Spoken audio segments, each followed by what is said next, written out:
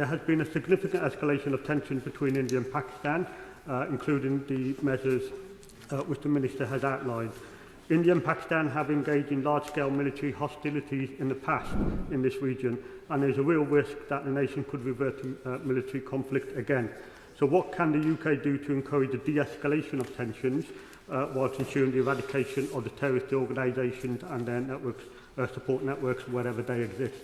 And finally, the Secretary of State will be aware there have been, the Minister will be aware there have been protests in the UK outside the Indian and Pakistan High Commissions, which have been characterised by provocative language and gestures, including what appears to be a throat-slitting motion by an alleged Pakistan official. There have also been windows smashed at the Pakistan High Commission in London, and an individual has been arrested and charged. So does the Minister agree, recognise the importance of proactive work with communities across the UK to ensure that we do not see a downturn in community relations here in the UK? Minister. Mr. Speaker, I thank my honourable friend for his engagement on these questions. I'm sure the whole House shares with him the horror at the details of this incident, the targeting of the victims and the way it was carried out. Let me say first about the scenes on UK streets. Firstly, we are aware of reports of the video that my honourable friend refers to. The police, the Metropolitan Police are investigating, so I won't provide any further commentary on that particular incident, but it is obviously concerning. We take our responsibilities under the Vienna Convention for the security of all embassies and indeed High Commission, so both the Pakistani and Indian High Commission will receive all of the support of the UK state to ensure that they stay safe. As my honourable friend has said, and I know many in this House feel, these issues have long been discussed with passion on British streets, and we call on all sides, all community leaders, all involved, to call for calm at a time of tension in the region. Secretary Dame Pretty. Thank you, Mr. Speaker, and I thank the member for Smethwick for securing the question, and also my honourable friend, the member for Harrow East, for the support he's given to India, because he also tabled a question today too on this. Mr. Speaker, my condolences, thoughts and prayers are also with all those affected by this murderous, violent terrorism that has taken place in Pahalgam. And I recognise for India and the diaspora communities in the UK in particular, this has been a really difficult week. This was an act of terrorism, and we should call it out for exactly for what it is.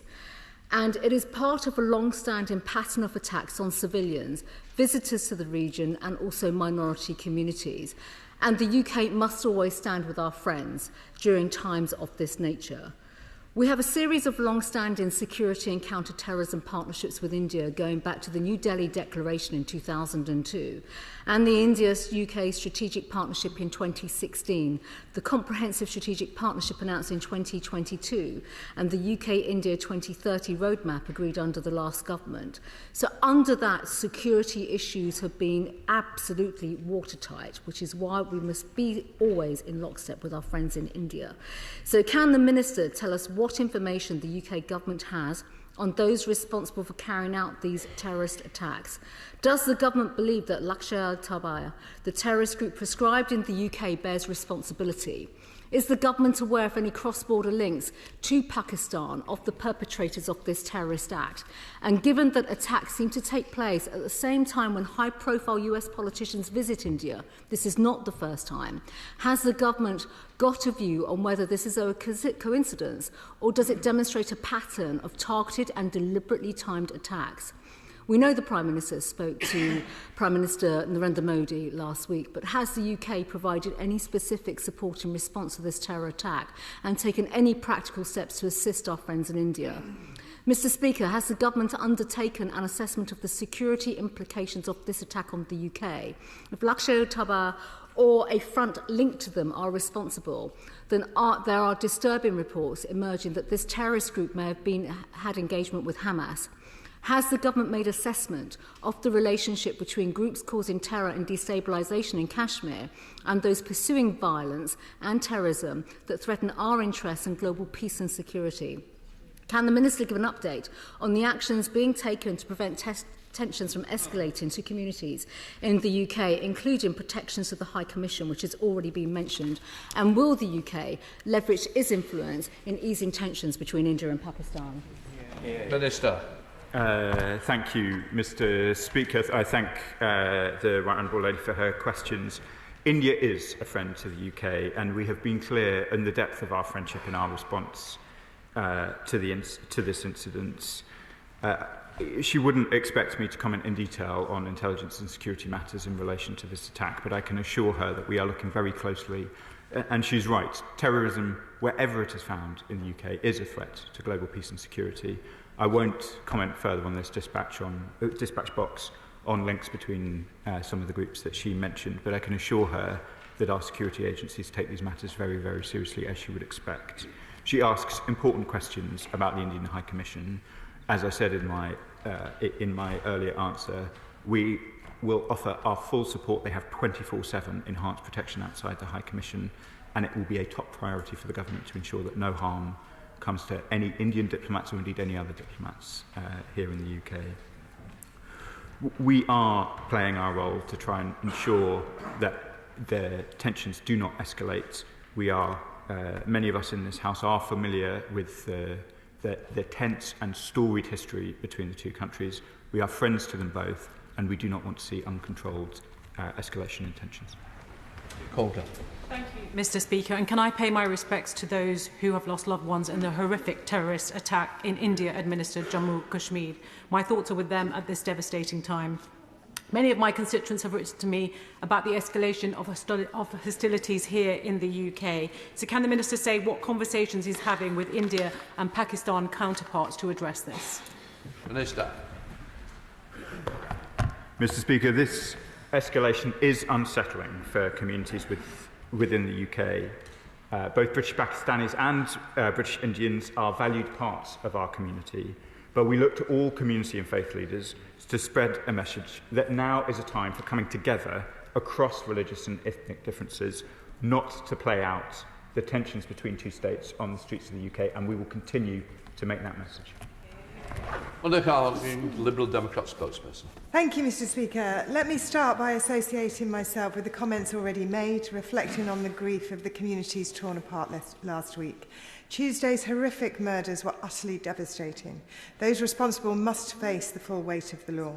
The escalation of tensions between India and Pakistan are alarming, as are reports of incidents of fire being exchanged by soldiers at the border and threatened to destabilise the entire region.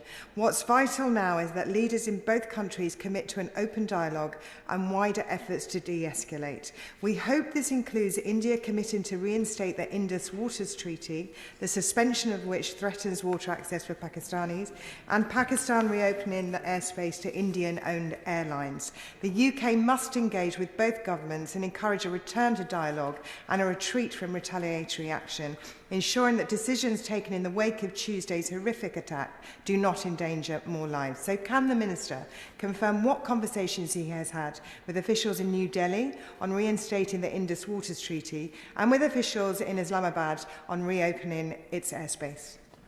Minister.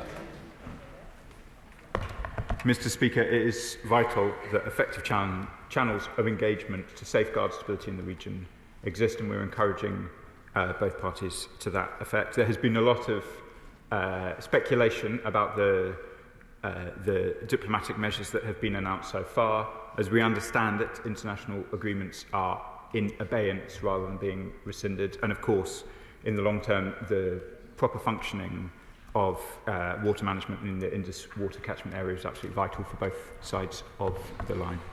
Imran Hussain. Thank you, Mr. Speaker.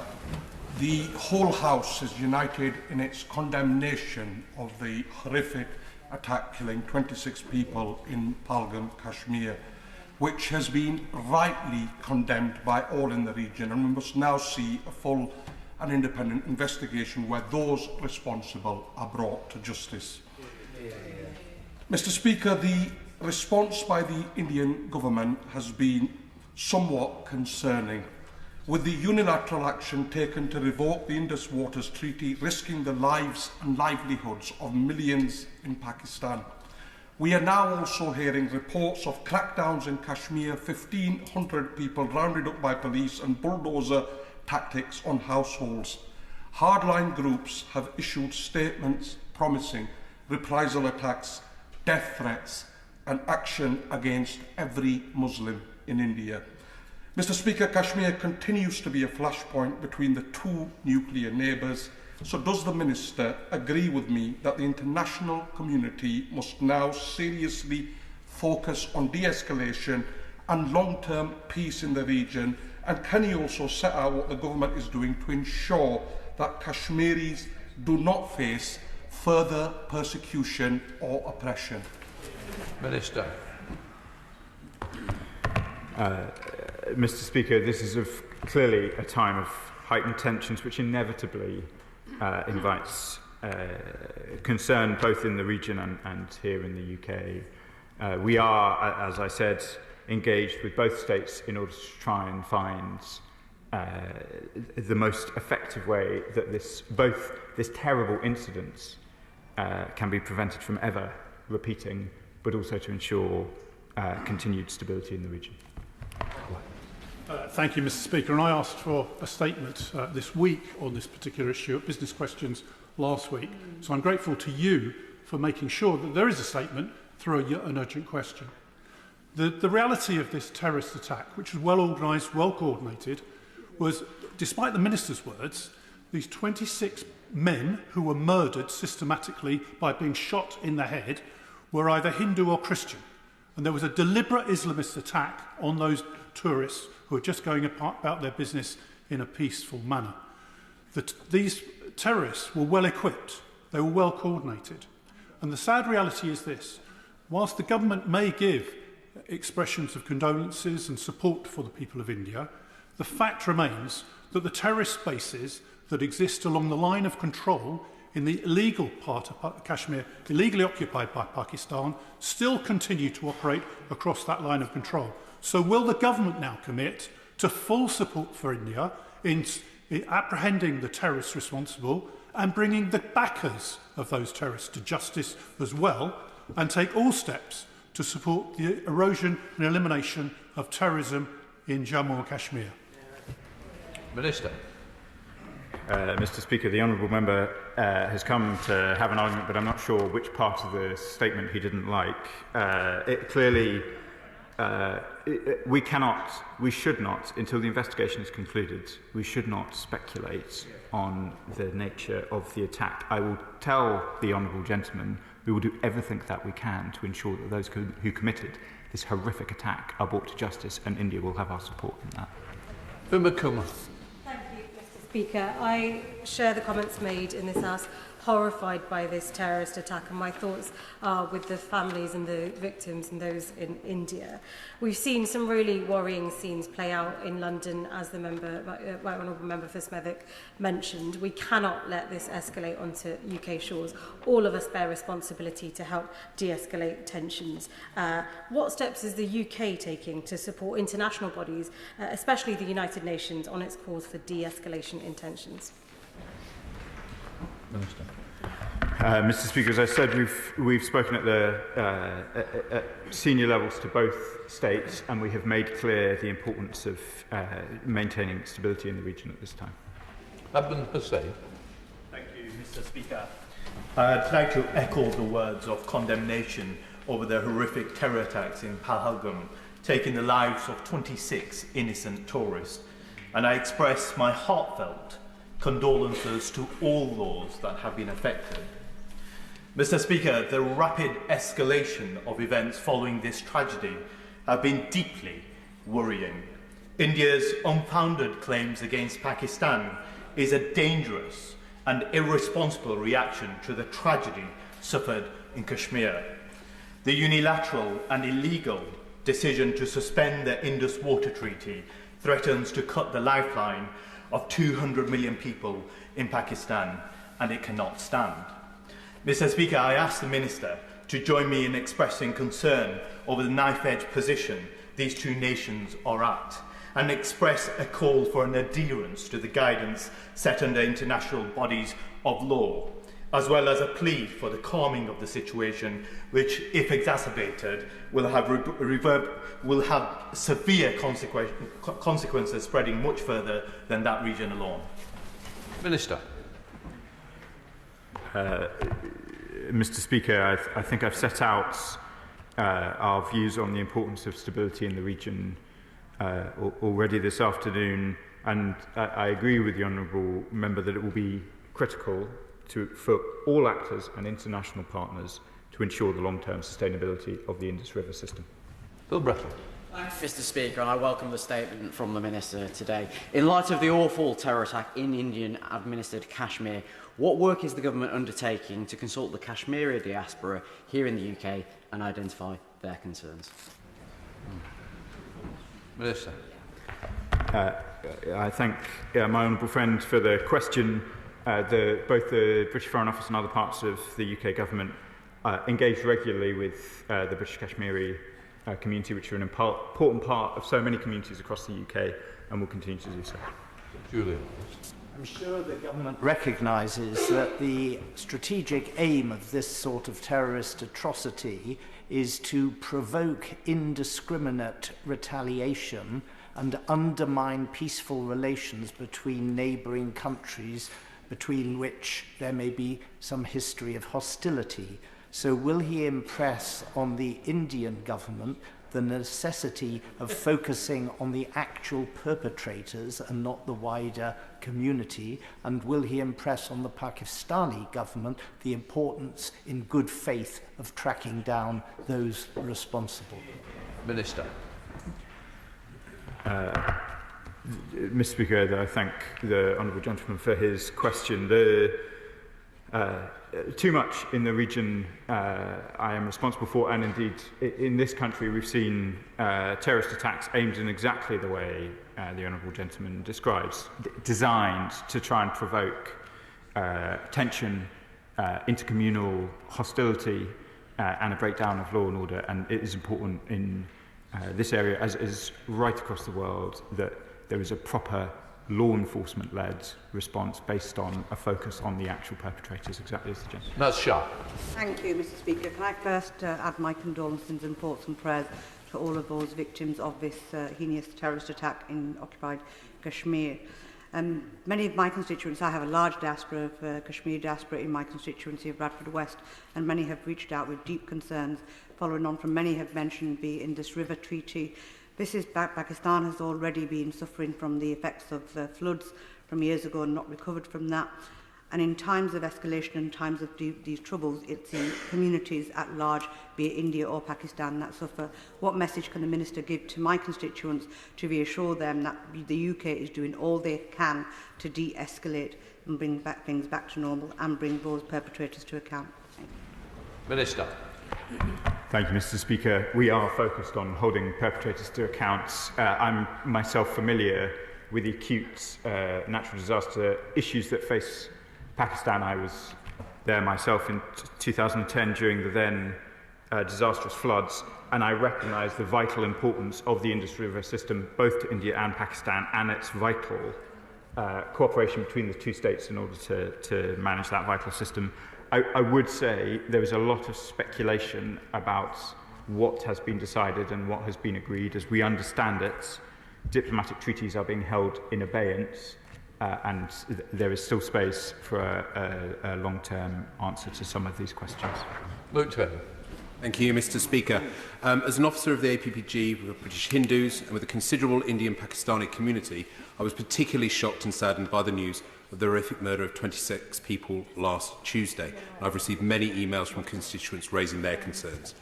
It is of particular worry that reports of Hindus and Christians being targeted. This race-based terror is unacceptable anywhere in the world.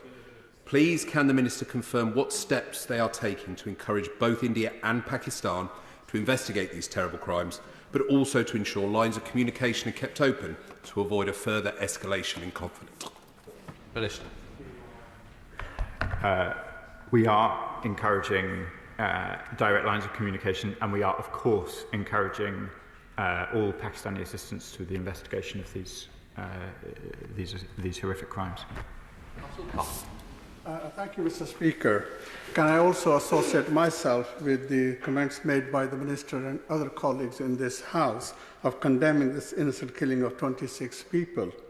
Now, with the tension between India and Pakistan running high and resulting in arrests, does the Minister agree with me, which is also, I think, a number of people have touched on this point, is that we must not let this issue boil over onto our streets? If anything, we should be working to ensure we get the message of peace and hope to that part of the world. Yeah.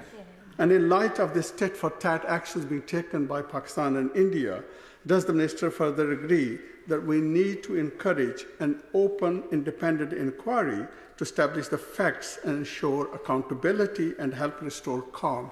That is far better for this world than India and Pakistan nuclear powers going to war. Minister. My honourable friend is right, of course, that peace and calm is vital for communities here and indeed across the world. The two states are talking to each other, which is welcome. It is understandable the concerns that India has for its own security in the light of such a horrific incident. It is clearly taking steps to try and establish the facts of this incident as best it can, and it will have British support to do so. Sir Gavin Williams. Thank you, Mr. Speaker. Language is incredibly important at a time of such tragedy, and right across the House we all condemn this terrorist incident, but a number of constituents of mine have been particularly concerned about how the BBC described this as militants, as against describing it for what it is, which is a terrorist attack. Correct. Will the Minister use his position to make representations to the BBC to make sure that they understand about the important use of language? Yeah. Minister. Mr. Speaker, I resist calls for ministers to police the BBC's language too much, but let me be clear. This was a horrific terrorist attack, and that is the view of the British government. Pahalgam. The Kargil incursion, the Chittu Singh attack, the hijacking of Air India Flight 814, the attack on Gandhinagar, the attack on the Lok Sabha itself, the attack on the Taj Hotel in Mumbai, the suicide bomb attack at Pulwana that killed 44, now 26 tourists murdered at Pahalgam. Since you and I were first elected to this House, Mr. Speaker, we have that as just a short list of the Pakistan-based terror organizations' activities like Jaish-e-Mohammed, Lashkar-e-Toiba and its derivatives like the Resistance Front. They destabilize international security between two nuclear states, and they cause unwarranted tension in community relations here. Is it not time to make the support that we give to Pakistan conditional on them finally dealing with and closing down the terrorist training camps that they harbour? Minister. Mr. Speaker, we expect all of our friends to work closely on the shared international scourge of terrorism. Pakistan herself has faced a series of deeply damaging terrorist attacks in recent months and years, and we press on them, as we do all of our allies in the region, to take the steps necessary both to investigate the terrorist threats which they face them, but also those that face their neighbours. Thank you, Mr. Speaker. Can I share the sentiments echoed by all honourable members in this House? And rightly so. It is crucial to condemn unequivocally all forms of violence, irrespective of its source, and our thoughts and prayers are with the victims and their families. The recent incident is a stark reminder of the fragile peace that hangs by a thread in this region, a region that has suffered too long from recurring cycles of violence. The intricate history of Kashmir requires a diplomatic approach underpinned by international cooperation. Does the Secretary of State agree with me that the UK's role as a permanent member of the United Nations Security Council must be to encourage and support efforts that prioritise dialogue and reconciliation between India and Pakistan? And would he further agree that the law-abiding people of Kashmir deserve to live in peace and security without the shadow of perpetual conflicts, and this will only be achieved if they have the right to self-determine? Minister. Mr. Speaker, of course, the people of Kashmir, both Indian administered and Pakistani administered, do have the right to live in safety, and we want to see that right exercised. Of course, there must be dialogue between India and Pakistan at this time of heightened tensions, but I would say that India does also have the right, in the face of such a horrific attack, to investigate, to find the perpetrators, and to hold them to justice for these terrible crimes. Reginald Hopkins. Mr. Speaker, a number of my constituents in Luton South and South Bedfordshire have expressed their deep concern about the developments in Kashmir, and we all condemn the attacks and growing tensions in the strongest possible terms. Does the Minister agree with me that advocating for a peaceful resolution in Kashmir is also part of maintaining community cohesion in the UK, given so many of us have constituents who have family members and friends in the region? Minister. I do, Mr. Speaker. Of course, the UK supports a peaceful resolution of the long-standing issues in Kashmir between India and Pakistan. It's a matter for the two countries, and we will support them in those endeavours. John Glenn. Thank you, Mr. Speaker. I join with members across the House in condemning this act of terrorism. But the honourable gentleman will know his party's manifesto pledge to pursue a new strategic partnership with India, and I welcome that. But could he explain to the House what steps are being made in regard to that pledge?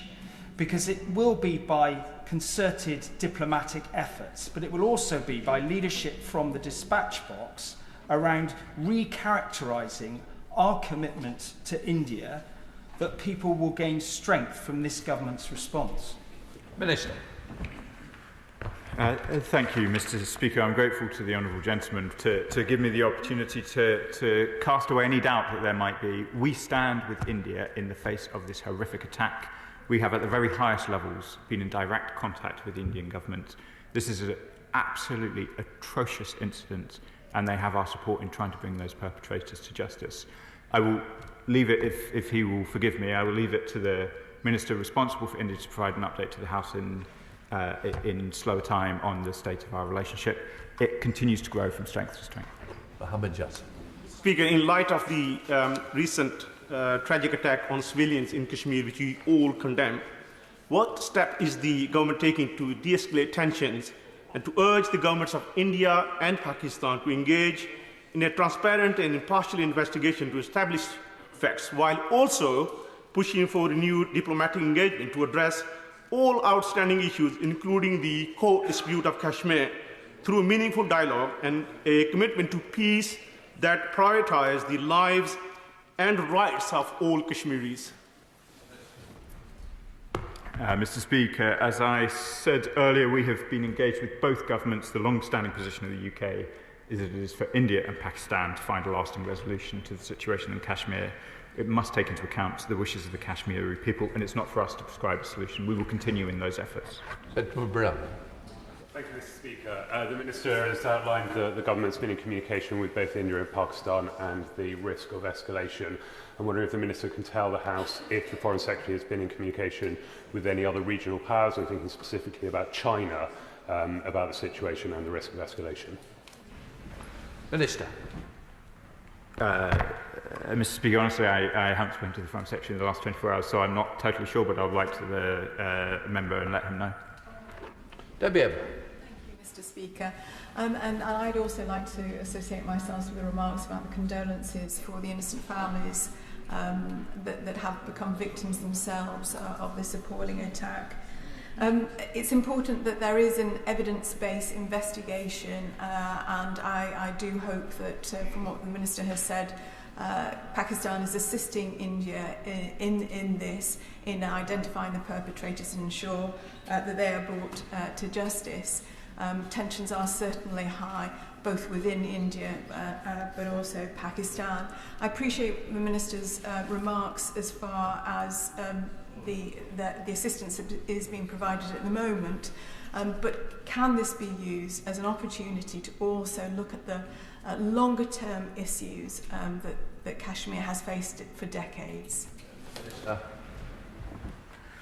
Mr. Speaker, I set out our position on the core disputes in Kashmir in the previous answer. I repeat that we do encourage the Pakistanis to cooperate fully with the Indian government in their efforts to investigate, and we hope that they will provide assistance. This obviously remains a time where they're of great heightened tension, so that direct dialogue is particularly important on these issues. Thank you, Mr. Speaker, and I also join the Minister and the members of the House in my unequivocal condemnation of this heinous and cowardly act of terrorist violence. My hearts go out to the families and the victims, and we stand in full solidarity with them, as well as the civilian populations of India, Kashmir and wider Pakistan. As has been highlighted, the killings have heightened tensions in the subcontinent, and at present both nuclear-armed countries, India and Pakistan, are on a war footing. The escalation in military action will have ramifications globally, especially in the UK, where reactionary bigots and far-right politicians are sowing divisions amongst British Kashmiris, Indians and Pakistanis. My Kashmiri diaspora, and myself and my Indian family and friends would like to know what specific steps the UK government is taking to help de-escalate these heightened tensions in the region and the increased tensions within our borders. Mr. Speaker, as I said, we are seeking to play our full diplomatic role to help manage the heightened tensions between India and Pakistan and the concerns of the region. And it is vital that here in the UK, all of us in positions of influence at a community level do everything we can to ensure that those tensions do not play out on British streets. Deirdre Costa. Thank you, Mr. Speaker. Many of my constituents in Ealing Southall have contacted me in the last few days to register their horror at the appalling terror attack in Kashmir, and I join the Minister in condemning this unequivocally. Will the Minister confirm that the UK stands firm against terror in any form? And will he further confirm what steps this government is taking to support our long history of community cohesion in diverse constituencies of this country like Ealing Southall? Minister. I can, Mr. Speaker, confirm that we stand against terrorism in all of its manifestations, and we will be working closely with all communities, including through colleagues in this House, to try and address the concerns that are being raised. Nick Timothy. Thank you, Mr. Speaker. One of the consequences of mass immigration and radical diversity at home is we see foreign conflicts play out between diaspora communities in Britain, and we should all do everything possible to stop this domestic disintegration, including drastically curtailing immigration. But will the Minister take this opportunity to tell members of this House who have played the politics of communalism to stop playing with fire? Minister.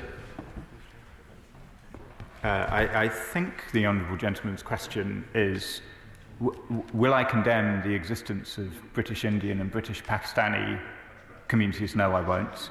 There is tension between those communities, which I have called for calm.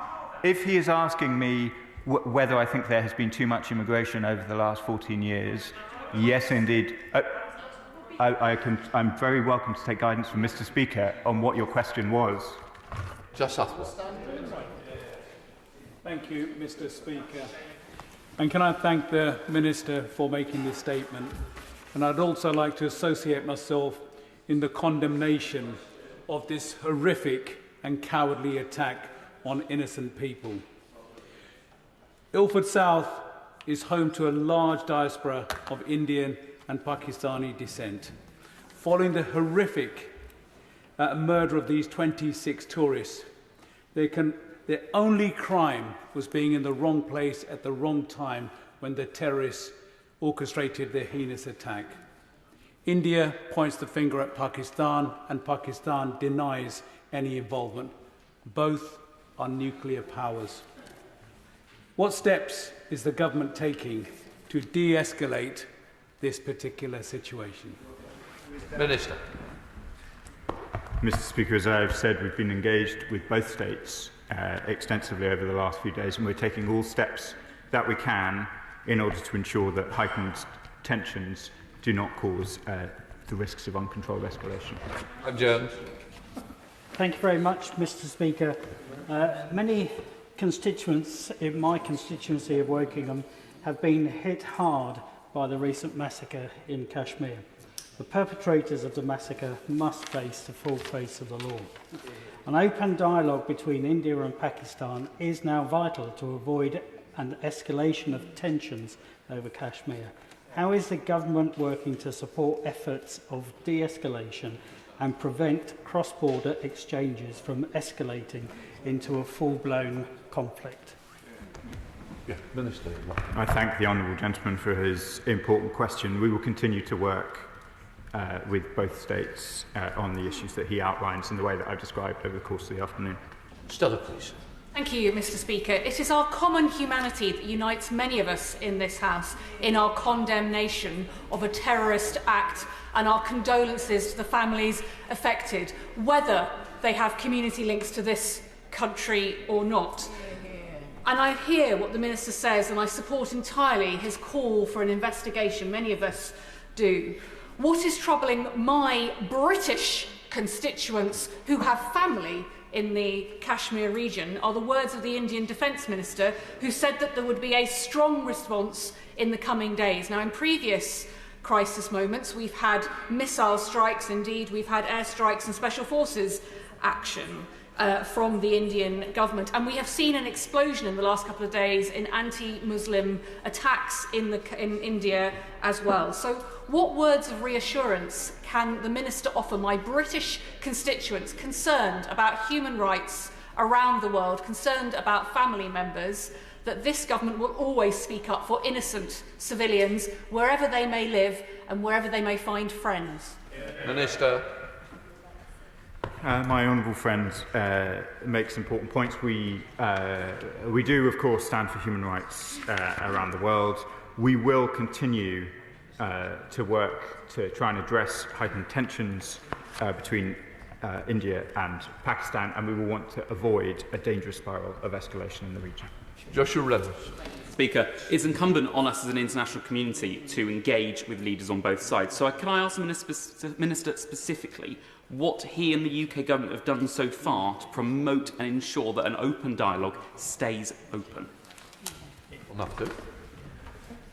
Minister. Mr. Speaker, as I say, we've spoken at a senior level to both governments, and we're encouraging direct contact. We understand that direct contact is in place. Paul Wall. Speaker, my constituents in Rochdale, particularly those from the Kashmiri and Pakistani communities, strongly condemn this terrorist atrocity in Pahalgam. But they're also worried about India's response, and particularly its suspension of the Indus Water Treaty, but also the bulldozing of homes of those not connected to this attack in any way. So does the Minister agree with me that the Kashmiri people should not be subjected to collective punishment, just as the people of Palestine have in Israel? Minister. I thank my honourable friend for the question. As I hope has been clear in all of my answers, Mr. Speaker, a terrible terrorist attack has been perpetrated, and India has our full support in going after the perpetrators of that attack. We, of course, expect all of our partners to do that in accordance with their domestic standards and laws. Sean. Speaker, can I thank the Minister very much for his answers to the questions and for the calm way that he's replied. I think it's appreciated in this House. I travelled to that region some 4 or 5 years ago as chair of the APPG for freedom of religious belief. There was tension then, and there's greater tension now in every sense of the word. The slaughter of those tourists in that idyllic meadow in Kashmir can never be seen as anything other than pure, unadulterated evil. They killed people just simply because they were Hindus or they were Christians. Our thoughts and prayers are with the families who mourn their loved ones today. What steps can the Minister take to provide support for the government to deal with the terrorism, and how can we get the message to British citizens that they should under no circumstances whatsoever travel to that region? Minister. I thank the honourable gentleman for his question. I will reiterate our travel advice We advise against all travel to Jammu and Kashmir, except for travel by air to the city of Jammu, travel within the city, and travel within the Union Territory of Ladakh. Thank you, Mr. Speaker. People in India and around the world were horrified by the news of the terror attack last week in which 26 innocent tourists were killed in Jammu and Kashmir, and my thoughts are with all those who've lost loved ones. This was an appalling attack aimed clearly at destabilising the situation in Kashmir. In my constituency, I have a large Pakistani, Indian and Kashmiri communities, and many people are now very, very concerned about an escalation of tensions in the region. How is the British government working with the Indian government to support in the wake of this terror attack? And what more can you say about the constructive role that Britain has to play in finding a diplomatic resolution? Minister. I know my honourable friend reflects the strength of feeling in her constituency, as there are in so many of the constituencies represented in this House. We will continue to play our full diplomatic role, and we welcome the efforts of her and many colleagues across this House to engage right across the spectrum of their constituencies. Thank you, Mr. Speaker. The Kashmiri community in Stoke-on-Trent will have condemned the appalling atrocities taking place last Tuesday, but that condemnation quickly turns to fear and anxiety about what that means for their friends and loved ones in both the India and Pakistani administered side of Kashmir. I've listened to the Minister's answers carefully about the Government's position that this is now an issue for India and Kashmir to resolve alone, and I welcome the actions the Government is taking to reduce tensions. But long term, the peaceful settlement for this community will need help. It will need international facilitation, as per the UN Resolutions 39 and 47. If we want to see self-determination for the people of Kashmir, it's going to take more than warm words from Minister. So can he set out what actions he will take through the UN and through his counterparts in other countries to ensure that the path to peace is something that is started to be walked quickly? My honourable friend is a doughty advocate for the concerns of his constituency. The long-standing position of the United Kingdom is that it is for India and Pakistan to find a lasting resolution to the situation in Kashmir, taking into account the wishes of the Kashmiri people. It is not for us to prescribe a solution. Thank you, Mr. Speaker. Like many colleagues in this House, I was appalled by the terrorist attack in Kashmir, and my heart goes out to the victims and their loved ones. One thing that really worries me now is the hatred and threats and incitement that we have seen online since then, and I know this is deeply unsettling for many of my constituents in Aylesbury. Does the Minister agree that the incitement of hatred online is completely unacceptable, and can he share what measures the Government is taking to monitor and act against this? Mr. Speaker, we are aware of hatred being incited online in relation to events in the region. We condemn it utterly, and where the threshold is met for police action, it should be taken. Christine Sullivan. Thank you, Mr. Speaker. I share the horror of this despicable act of terrorism inflicted on 26 innocent people, many of whom were on holiday. One young man was on his honeymoon. My condolences are with all those affected, but the ripples are widespread and felt by the global Indian community, including my constituents in Winchborough. They raised their concerns with me about this incident, but they're also really fearful of what happens next. So can the Minister give my constituents assurances that the Government will work with international partners to support peace and stability in the region, and that community cohesion will remain a top priority for this Government? Minister. Mr. Speaker, India and Pakistan are our friends. We have historic connections to both states and communities right across the region. We will continue to be committed to regional stability, and of course we call for calm in our own streets. Adam Jones. Thank you, Mr. Speaker. I congratulate my friend from Smethwick for securing this urgent question, but I do say to the Minister that this really should have been a statement. We're all horrified by the act of terror that we saw just days ago and condemn it without equivocation. I've heard from many of my constituents in Newcastle and Lyme in recent days from both diasporas, and it's important to know that many people are feeling this act of terror deeply in my community and up and down the United Kingdom. Mr. Speaker, India and Pakistan are two very important members of the Commonwealth, so can the Minister specifically outline what engagement the British Government had with the Commonwealth to help reduce tensions? Minister. Mr. Speaker, if my honourable friend would like a statement, he can stay for 45 minutes and he'll get another one from me. We have been in direct contact with both India and Pakistan, and we will continue to do so. Danny Beales. Thank you, Mr. Speaker, and thank you to the Minister for his condolences and his strong condemnation of this horrific terror attack.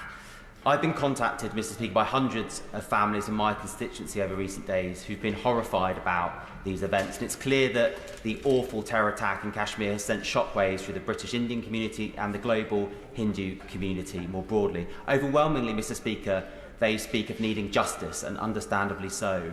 And we all want to see peace, we all want to see de-escalation, but understanding that people will be held to account for these horrific crimes is vital to getting there. So I'd just like to press the Minister a bit more to be clear that the UK government, when it stands with India, is doing all it can to identify who is responsible for these events and who supports and funds them, so they can be held to account and justice can be found. Thank you. Minister. Mr. Speaker, of course, we want to see the perpetrators held to justice properly, and we will be supporting India to do so. Point of order, Mr. Speaker. Point of order, Nick Timothy. Thank you. Earlier, I asked the Minister to tell members of the House who play the politics of communalism to stop playing with fire. He not only failed to do so, but he attacked me for observing the undoubted tensions and sometimes even violence we see in this country as foreign conflicts play out here alone. Can you advise on whether the Minister can withdraw this attack, and if he simply misheard my question, to allow him to answer it now? This is a very serious issue indeed. Minister, would you like to respond? Mr. Speaker, as I understood the question, the honourable gentleman was suggesting that there had been too much immigration from presumably both India and Pakistan over the last period, and that was leading to communalism within constituencies across the country. This government... I'm seeking... Is he going to carry on from a central position? I have been absolutely clear from this dispatch box that I want to see no communal tensions in the UK. I've called for calm repeatedly. If the honourable gentleman is saying he believes too much immigration has led to these tensions,